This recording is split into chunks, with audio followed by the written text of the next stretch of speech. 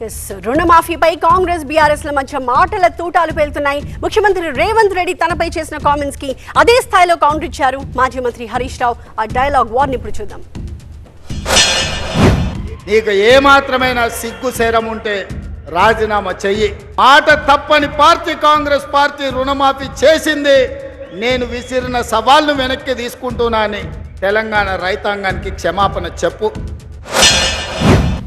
నువ్వు ఆగస్టు 15లోగా రుణమాఫీ మొత్తం చేసి తీరుతా అని దేవుళ్ళ మీద ఒట్లు పెట్టినావు.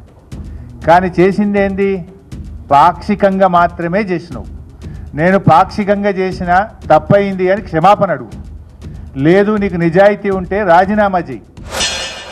ఇవాళ ఈ వైరాగడ్డ మీద నుంచి ఖమ్మం ప్రజల సమక్షంలో హరీష్ రావు, నీకు సీము నెత్తురుంటే సిగ్గు లజ్జ ఉంటే రాజీనామా చెయ్యి. నువ్వు కూడా నీ మామలాకనే సిగ్గు లేనోని అయితే ఏట్ల దుంకి సావు అని చెప్పి నేను ఈ సందర్భంగా చెప్పదలుచుకున్నా. ఇవాళ సీఎం రేవంత్ రెడ్డి ప్రశ్నిస్తున్న వాళ్ళను చావాలని కోరుకుంటున్నాడు. ప్రశ్నించిన వాళ్ళను, మేము ఆ రోజు ఉద్యోగాల గురించి మాట్లాడితే చావాలని మాట్లాడిండు. రైతుల రుణమాఫీ మాట్లాడితే చావాలని కోరుకుంటున్నాడు. ఈయన చూస్తుంటే ఎట్లా కనబడుతుందంటే రేపు భౌతిక దాడులకు కూడా పురిగొల్పేటువంటి ప్రయత్నం చేస్తున్నట్టు కనబడతా ఉంది.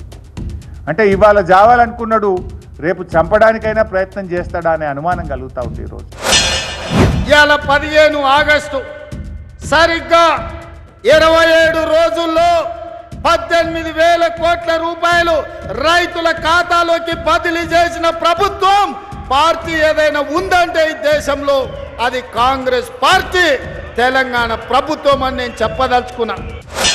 నిజంగా రుణమాఫీ చేస్తే మీరు శ్వేతపత్రం విడుదల చేయండి. అసలు రుణమాఫీ చేసిండ్రా? ఈ రాష్ట్రంలో అప్పు తీసుకున్న రైతులు ఎందరు? రుణమాఫీ ఎందరికైంది?